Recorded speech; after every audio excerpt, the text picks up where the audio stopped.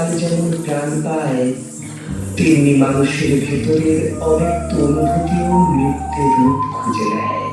নৃত্য কেবল একটি শিল্প নয়, এ এক জীবনের উদযাপন, এক নীরব আরাধনা।